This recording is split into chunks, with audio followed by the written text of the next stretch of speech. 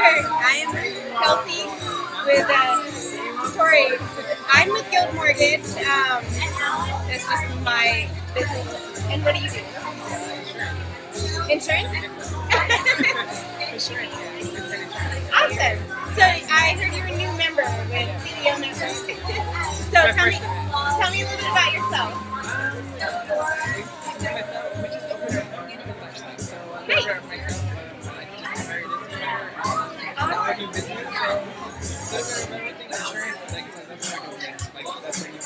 That's awesome.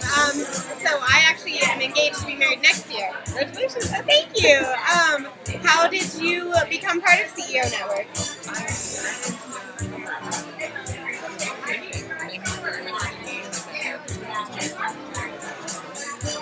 Awesome. And how did you like the event? I like it.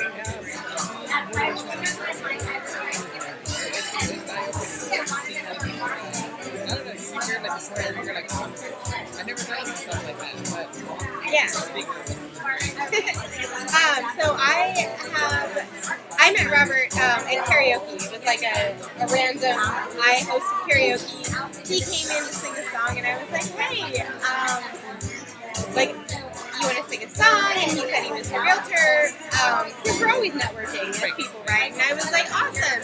I do loans. And he's like, great. I do a networking thing. I can introduce you to some people. And I'm like, super cool. And I'm like, that's what everyone says, right? And me and him became friends over time, and we just became friends to where like I could help with the networking stuff, and we worked together with real estate, and it's just been awesome. And that natural connection, I feel like, is what we focus on with CEO Network.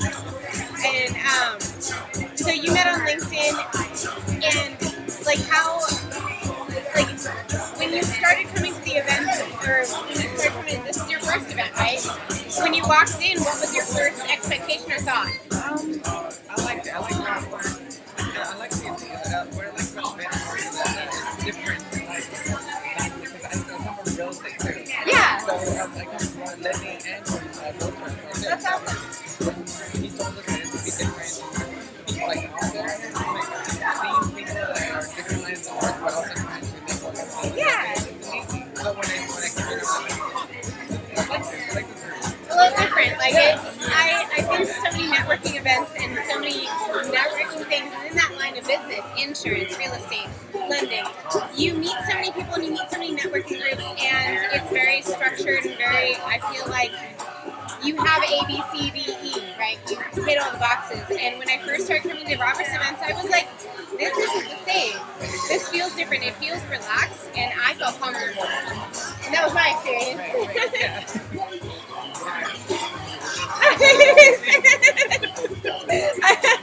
I was like, I know, it's so hard. Like, I do the podcast with him. I've been doing it for, I think, years now. And I still am like, it is hard. I can't stand seeing myself on camera.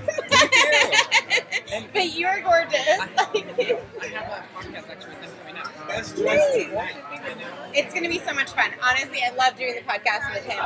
It's my favorite. We did music for a while together. So it's super cool, super comfortable. Nice to meet you, Tori. I can't wait to see you again at more events. We're going to let the next group come in. So you know if we had best dress, you wear it. You got it. You know you got it, right? You know you got it, right? I'm going to be sweating in a second. I know. All right. All right. Here We in here like swimwear. We We are. in there. Hold on, I got to get this around my head. Let me see. Here we go. Wait a minute. Okay. Oh, there you go. Boom, baby. Way to be innovative. Yeah, I love it. All right, so Steve, thank you so much for like being here and being a speaker That was amazing. at the event tonight. How was that for you? That was absolutely amazing. Y'all missed it. I'm telling you. Y'all missed it. We killed it tonight. Yeah.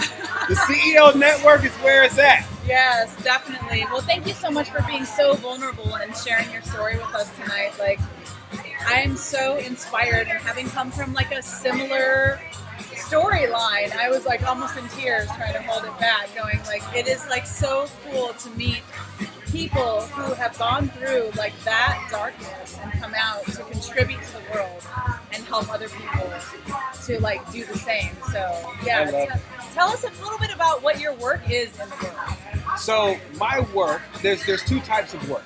Yeah. There's what Steve Bacon Coaching does is I help leaders fix their shitty thinking that cost them their marriages and millions of dollars, right? Yeah. But then my community work is ending the generational trauma in communities of color. My goal is to end the generational trauma in one generation. And it's simple. By teaching people why they do what we do. Picture it this way. Imagine being born with one car, and you have to keep that car your whole life like a social security number, but you can never sell it and you can never trade it in. Yeah. What do you do if no one ever gives you the owner's manual to it? Right? You just try Through to life. you just try to patch it together and do the best you can. That's it, yeah. That's most people when it comes to their mind. They were born with one mind. It can take them wherever they want to go, but they were never given the owner's manual and they were told not to trust mechanics. Yeah. So they're going through life just trying to patch it together. And then they take their traumas and they pass it down to their children and call it protection. Yes. That's so funny because I have recently proclaimed that my purpose in the world is to break the cycle of abuse and trauma in my family's legacy and change the trajectory of my family's legacy. So I am so honored to be with you and so honored that I came here tonight. I actually came to just host the podcast, and I never know what I'm going to get out of it. So yeah, was the activity that we did together, was that your? No, that was their idea with the vanity. I just thought it worked out perfectly, especially with people paying attention to who they were being while building it. Yeah. The most important thing in life is being. Yes. Not doing. We are humans. We are human beings. Absolutely. Not human doings, and right? being is the seed of doing. Yeah. Most people never understand I am. They don't know what that is. That is the ignition key to creation. But they use it so frivolously and then create their realities with it and then play victim to their own creations. Yes, exactly. It's like how often do we say, I am tired, I am not smart enough, I am this, I am that. Those are like the two most powerful words in the human language. Absolutely. It's the ignition key to creation. Yeah, awesome. So what do you think about the whole mission behind the CEO Network? Oh my goodness. Okay. So this is what I'm really excited about. I'm trying to keep this on my head, right? So this is what I'm really excited about. Because I grew up in MLM, network marketing. Yeah. Now the reason why I loved it is not because of the sales and all of that, but the personal development, who you became as a person. Yeah. And I've always said, there's no environment that mimics network marketing without the sales and all the recruiting and all of that. Yeah. And so when I met Robert and he told me about the vision of CEO Network, I said, oh my God, this is it. This is someone who's trying to build that environment of teaching and personal development and teaching people how to be when they, as an entrepreneur, not just what to do, but how to be. I was like, oh my God, this is it. I've got to get behind this movement. Yeah, totally. And it's not even just about like what you can get out of something. It's like how you can contribute and how you can see the beauty of so many different people and so many different businesses. It's not just about like what you're going for, right? Yeah, it's about how you contribute in all of these different ways. Robert and I go back. We met recently. I'm in title and escrow. He's in real estate. Okay. And we actually met, and when we met to talk about whether we should do business together or not, we ended up connecting at such a deep level, personally and spiritually, that we decided to start doing a podcast together called The Inner Journey. What it's all about emotional intelligence and going in and talking about the things that people are afraid to talk about, the things that we all struggle with as humans, right? And making it okay to talk about these things and bring these things to light. I think it's such a beautiful vision, and that's so ingrained in the CEO Network mission in life. And so it's such a beautiful thing. I call it raising adults. Yes. Right? Yeah. It's raising adults. Yeah. And most people, listen, I help people heal in hours, but it takes them years in therapy. Let me tell you why. Okay. The biggest key to healing is the willingness to be wrong. But not wrong about what happened. Wrong about what you made it mean about you and why you think it happened. Most people are so committed to being right that they don't even allow themselves to heal because they're so committed to their point of view. Yeah, yeah, But they only have one point of view. yeah. So it's like if our court system, the judge was 8, the jury was 8, the prosecutor was 8, We'd be in the trouble. eyewitness was 8, and Yeah. there was no defense attorney and no cross-examination. That's the decisions that people have made. Grown people, as children, have made these decisions, and they live in their life unconsciously based on the decisions of a child Yeah. that they're unwilling to go back and look at Yeah. because they're not willing to be wrong. Yeah. I love that. And being wrong about our own judgments on ourselves, right? Yes. That is key. And like I loved what you said earlier about awareness, like kind of being the gateway to it all, right? Because that's what gives you that power to decide something different, Yes. right? And take on a new perspective and to Yes. be able to like alter the stories that you have about your life and about the way things should be. Right, right. And then to take on something new that allows you and empowers you to just become what it is you dreamed of becoming, right? Yes. And that's what makes the world a better place. Like I'm so passionate about world peace, one mind at a time, Yes. right? Teach people to stop being a victim to Yeah. their circumstances. Teach them how to have a more empowering story and teach them self-love. Yes. I think that's like number one for me is like self-love. And so I would love to connect with you Let's do it. beyond this podcast, but I think that we have the next group coming Yes. in. So thank Yes. you so much, and thank you for joining us. And this is like what you missed if you did not come tonight. And I'm telling you, you need to be here and to grow yourself as a person, as a business, and to connect and make the world a better place. Yes. Join us at our CEO. Join the CEO Network. Yes. Join the CEO Network. These guys have an amazing vision. All right. Thank you so much. All right. Woohoo. Amazing. All right.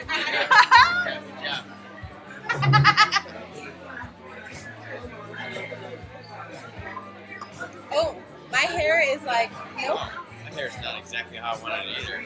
My mustache looks good though. That's the important part. I don't know. I'm sure everybody heard what you said. However, Wait. It's my first time using these headphones. everyone has a first song. Wait, It's how do okay. you do this?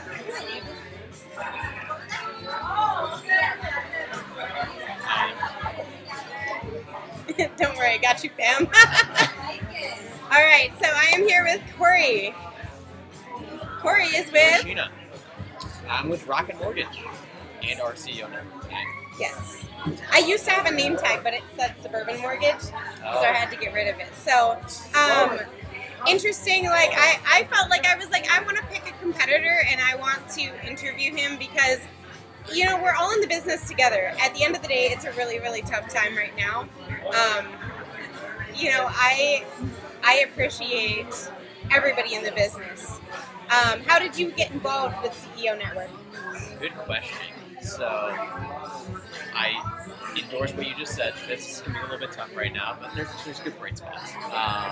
I got involved with RCM Network because I randomly saw Robert's podcast online, Okay. and I thought he did a really good job. And I aligned with some of his core values, what he was talking about in the podcast, and I literally just sent him a rogue email. I was like, I really like this. I really like RCM Network. I love the show that I just watched. I spent 30 minutes watching it. And I would love to be on. So my initial intention was like, I just want to be on this podcast. Okay. And how long have you been a lender? I've been in the mortgage industry for 10 years. Okay. That's awesome because I feel like that's about the time that I started. It's I love the industry. I have a love for it because of my dad. What got you started in the lending industry? So my story is very unique. I graduated college from Central Michigan University, Fire Up Chimps, and it took me 4.5 years. I did a nice little victory lap, so it tells you what kind of college student I was. And I was studying for graduate school, Okay. and I was in my parents' basement the day after I graduated, and kind of have that, what am I going to do with my life type Okay. of moment. And I got a rogue email from Rocket Mortgage, Quick Loans at the time, and it was career opportunities. I didn't know that you needed a mortgage for that house. still struggle with spelling the word mortgage.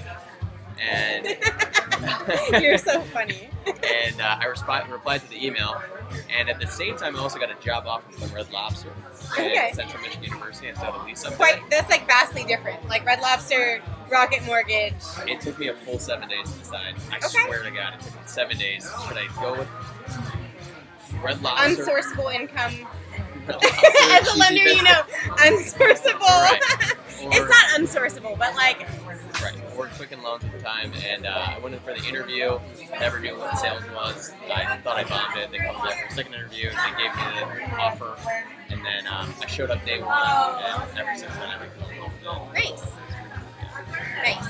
I will tell you, I distinctly remember as a child my dad being on the phone selling loans, whatever he was doing, you know, back in 1997, I don't know. Yeah. And I was like, I want to do what my dad does. And then I strayed away from that. And at some point, I feel like I was like, you know what? This is actually a great business to be in, no matter what time period you enter into it. So, Yeah. I mean, I met you 5 minutes ago, but I would say you have a lot of passion, and it takes a passionate person to be in this type of business. Because, I mean, anybody can give you a mortgage and numbers and advice here and there, but like you're literally, people are trusting you with this huge piece of their life. And it's a big piece. things can go bad, and the fact that they put that trust in you is because they're passionate, obviously. I mean, let me tell you, my first home that I bought was because my father literally said, you should buy a house because I want you out of my home. And I said, okay. And he's like, and it's a good investment, but like, I want you out of my home. But first and foremost, Yeah. And I was like, okay. And I was like, cool, I'll buy a house. I don't remember the process. My dad was my loan officer. I have no idea. Or maybe he wasn't, I guess, because he co-signed for me because I was a waitress. You know, Red Lobster, no, I was Buffalo Wild Wings. There you go. But, you know, you start in the industry at some point, and I was like, oh, I want to be a real estate agent. I want to do things I was entitled for a bit. And at some point, I was like, okay. He's like, hey, I have a guy who's looking for me, but, like, I gave him your info. And I was like, all right. Joined the industry, had no clue what I was doing. Just not in sales. You got in sales, it sounds like, in the beginning. No, I didn't have any sales experience, and then I started. But did you do sales processing? Oh, I'm sorry. Yeah, I was loan officer. Okay. Yeah. I did processing, LOA, loan officer. It was like a workup of it. So I feel like the industry is so different for everybody. It's so vast, and there's so many different things that you can do and people that you can meet in the industry. She's ready to go. So, but I don't know. This is what you said. Like, I'm passionate about it, so I was like, I feel like I want to interview you and like let's talk mortgage without numbers. Let's talk like getting in the industry and like how we became. Hey, censor yourself, sir. All right, I'm gonna try the golf game real quick again, see if I can not hit it as hard. But it was great talking to you.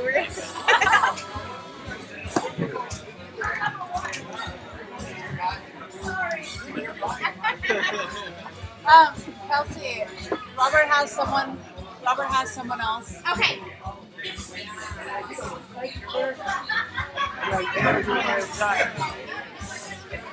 All right. You must love you. See, Jefferson, you're the best. All right. All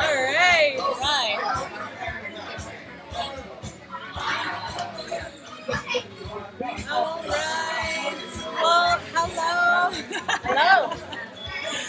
Thank you so much for being here and for everything that you contributed to the event tonight. And I just wanted to, you're Lisa, and then you want to tell me a little bit about your work in the world?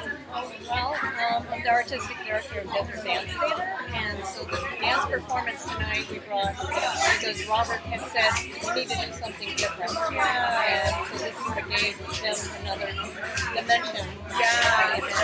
It was an absolutely beautiful dance. So tell us a little about your organization, like what you guys do. Well, Desert Dance Theater, we've been around since 1979. Wow. And my husband is my co-director. also is the music director, and he plays kalimba and all kinds of percussion instruments. So, I just have to say, like was that the kalimba that he was playing? well, he calls it the Imbera, but it is a form of palm piano. Oh wow! Yeah, it was beautiful, and I just bought my kids like a mini version of that. We're learning that together, and like, tell us like, what's the mission? Like, Well, we are advocating for dance education. So we go to communities and schools wherever we can to tell people that there is a literacy of arts through dance, and it is a language. Yeah, and very important. And so it's very important for everyone to experience it, from children to elders, and there's a lot of health benefits as well. yeah, It's not just the art form. And then art, we can express through art. It is a way to storytell. We have some performances where we combine music with theater. So we have actors and singers as well as dancers to tell like a story. yeah. And one of our main productions is Sister Moses, the story of Harriet Tubman.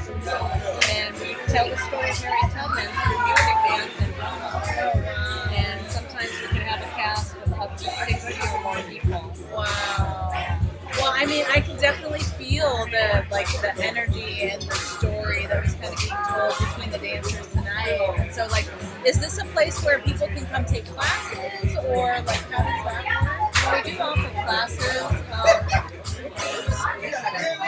So we do offer classes. At Dance Theater West on Wednesday nights. Okay. And occasionally we'll have some master classes where we have a special master teacher from out of town that might teach us a free class. Oh, okay.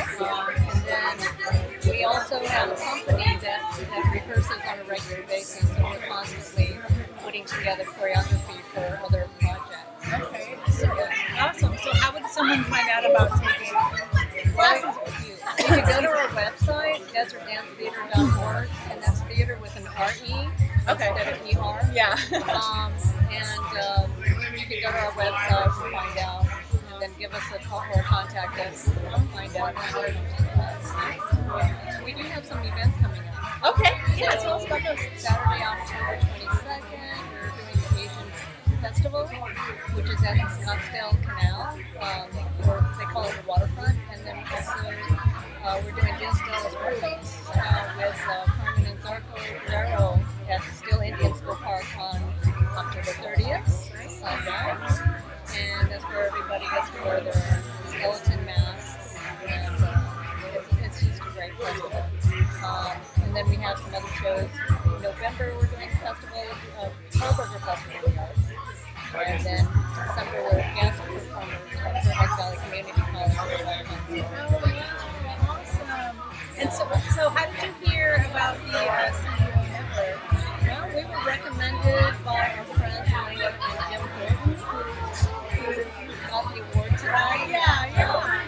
And so they had mentioned us to Robert, and Robert contacted us, and that's how we got connected. That's so awesome. He had asked me if I knew anyone that did dance that was willing to like give back, or like that someone that stood for something, and I'm like, I will reach out, but I'm not sure. So I was so thrilled when you guys were here, especially when you were doing the music, about like the expression in the dance that I could feel. And it's definitely something that I feel in even in education is kind of like, where's it gonna go? They're trying to squash it a little bit on us, and it's like something that's so core and so like it's an essence of who we are. And it's definitely the dance and this feeling there.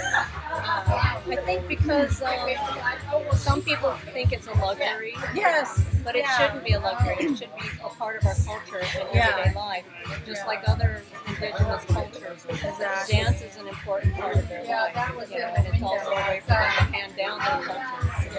So we do a lot of educational programs for children, and we help them create a story or a theme of some sort using words, but we put it to rhythm, so it's sort of like a rap. And then they get to create their own movements to the words. They have meaning, and then and we do it in a circle because that's sort of like a family or a tribal unit where everyone is connected. And there's no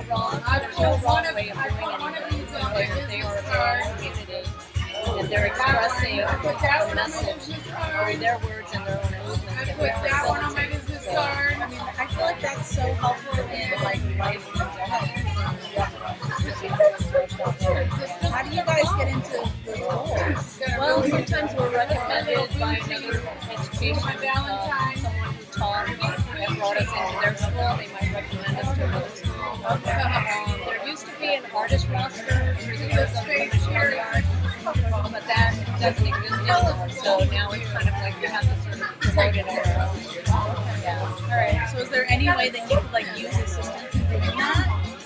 Yes. Do you know any school administrators that might be interested in doing arts? So yeah, Oh, and that's my hat. it's like so important because I feel like the arts are being taken out of schools. So tell us like how can we help get this like back into schools and just like maybe say it again because I know you talked about it earlier. How to get more contact. The music's getting really loud. I know. I think they're dancing on the floor right now. So desertdancetheater.org, and I'm Lisa Chow. You can contact me. You can also contact me by Lisa@desertdancetheater.org. That's my email. Well, thank you so much for being here tonight. I'm so grateful. And what did you think of the event? Is there any like favorite parts of the event that you guys stand out to? I thought the whole thing was excellent. You know, That's where I live. all the That's speakers my backyard. were Dude, that's my stories backyard. were just so like, That's my backyard. touching. They were It's so different deep. every day. Every night. I thought everything was Every night. Yeah, it's very different from your standard networking event for business. right. So, all right. Well, thank you so much for joining us. We appreciate you, and we'll hop off. And yeah, like if you feel a need to get the arts back into school and get dance and that expression and that growth back into the schools, definitely contact if there's any reason. And then if you feel inspired by what we are doing here in our CPO network, contact us. That's the next event. That's what we're all about. Thank you so much. Yeah, no kidding. What do you know there? It's hot. I know, they're in their front yard. And it has a twin. There's every year it has two. I know I related to I think I got countless pictures, but I won't bore you. Hello. And there's the sunflower. Okay, so I know I'm gonna screw up your name. You tell me. Jana Ferraro. Jana. I was gonna say Tana because that's my like wedding venue person. So Jana, nice to meet you. So you do Tool Bank. Tool Bank. Yeah. And can you tell me? I know we kind of saw a little bit, but I don't know how much the podcast saw. What is Tool Bank? So the Tool Bank is a nonprofit that loads tools that the two babies in the bamboo in the front yard. They're little refugee When you donate to a nonprofit, $100 to whatever their mission is, right? Like if you're we passionate rescued this about hawk. you want it to go to Stuck save in the barbed wire. Looked at busted we wheat. want it to go to like Outlaw and feathers. It's bitter. My friend Don got bitter. they need people to do those projects. We got rehabilitated and we got word on it. That's awesome. And I saw your video earlier, and it came on the screen. I was like, Tool Bank, and I'm thinking because I'm in mortgage, so I'm like bank. I've never heard of Tool Bank. And then it pops on the screen, and I see your toolboxes, and I'm like, tools. I'm a car girl. I love tools. They're so awesome. I don't want to That's awesome. I mean, the minute I saw it, I was like, oh my gosh, you guys have all these tools and all these things to help people. And like, it's like the most physical form of helping. And that's awesome. What made you decide that you wanted to start Tool Bank? So, we're actually on an national network that the executive director that they hired here in Phoenix and launched it.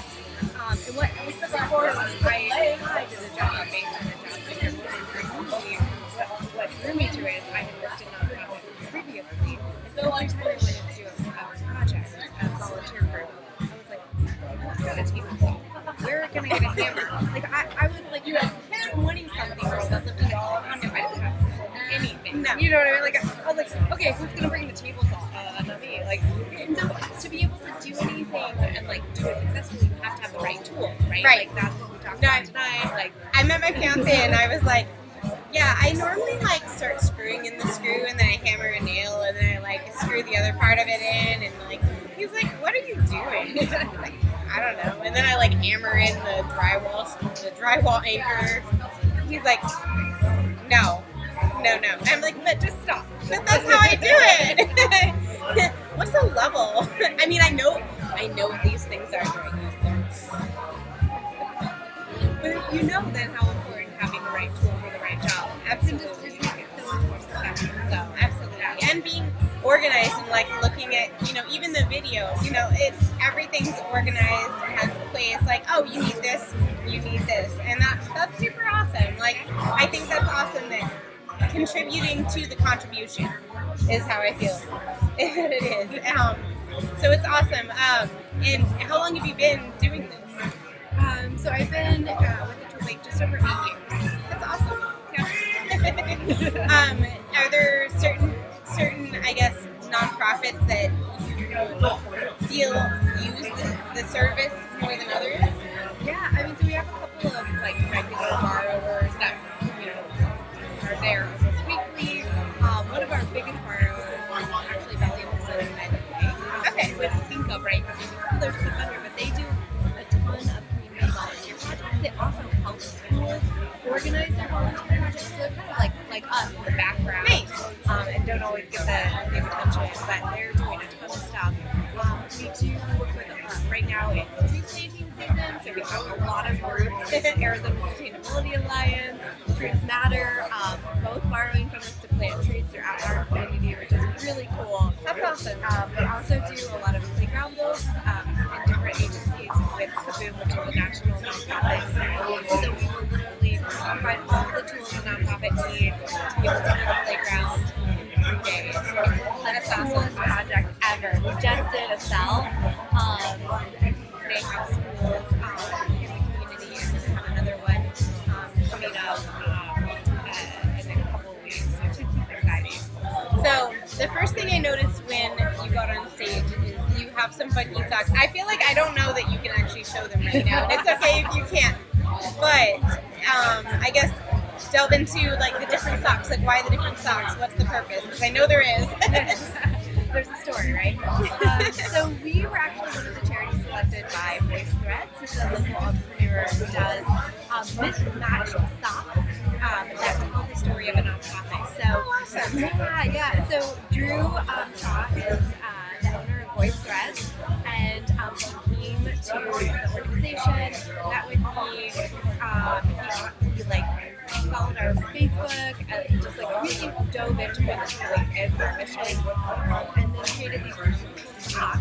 That's awesome. I loved them. It was the first thing I noticed. It was so great. It's been so great chatting with you. It's been so great having you here. Thank you so much. I hope you have a great night. And from our CEO Network, we'll see you next time.